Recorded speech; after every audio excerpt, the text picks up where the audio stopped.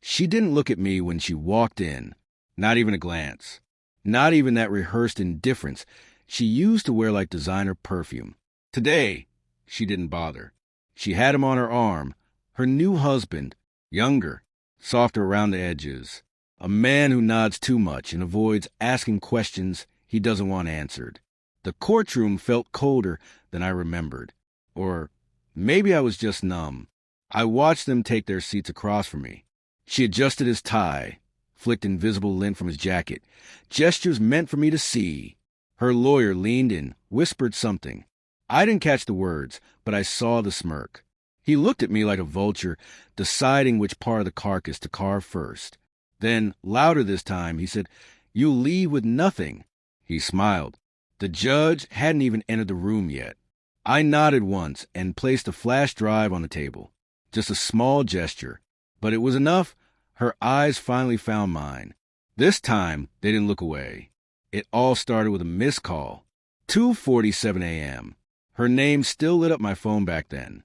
No voicemail, just silence. The kind that builds between two people even when they still share a bed. She said she was tired, that I was overthinking, that it was just stress. It wasn't stress when she started locking her phone in the bathroom cabinet at night. It wasn't my imagination when she asked for space but forgot to hide the champagne bottle in the trunk. She thought I wouldn't notice. She thought I wouldn't care. But I've always noticed shadows more than light. The day she said, "I need time to think," I knew, not because of what she said, but because of how calmly she said it. Cold, detached. I didn't argue, didn't beg. I nodded and started digging. There's a clarity that comes when love dies.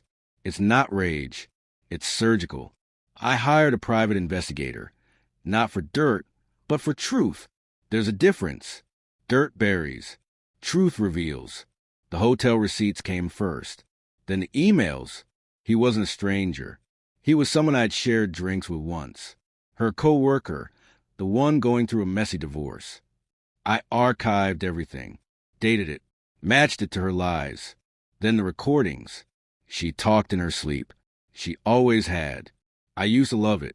Now it was evidence. Still not enough. Then I remembered years ago, she mentioned her firm recorded all Zoom calls for quality control. So I submitted a fake internal request, just a faceless employee asking for archive footage.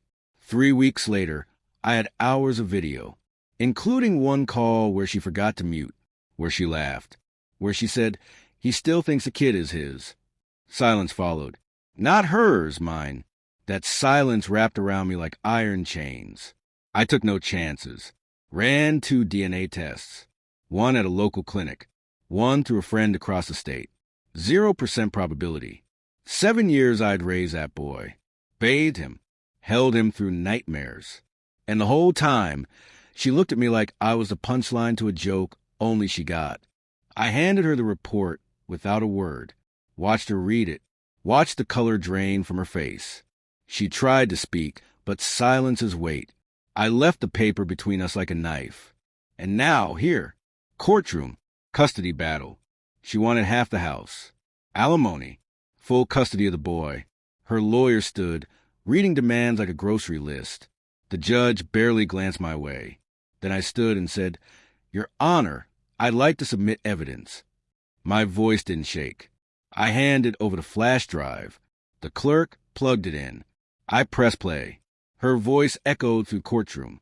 I told him the kid was his. He's so desperate to believe it, he never even asked. Laughter. Then his voice. By the time he figures it out, we'll be in Bali.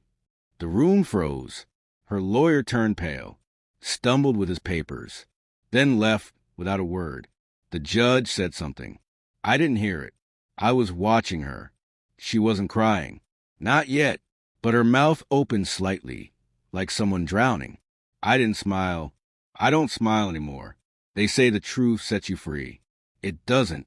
It hollows you out, leaves you just enough of yourself to walk away from the fire without ever turning back. She got nothing. No custody. No alimony. No apology. Just the sound of her own betrayal echoing back at her.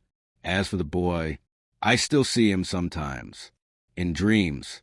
But dreams are just ghosts pretending to be kind. I never returned to that house. Never took her calls. There's a quiet power in walking away, not burning the bridge, just watching it rot, and turning your back before it collapses. Final line? I didn't win. I just stopped bleeding.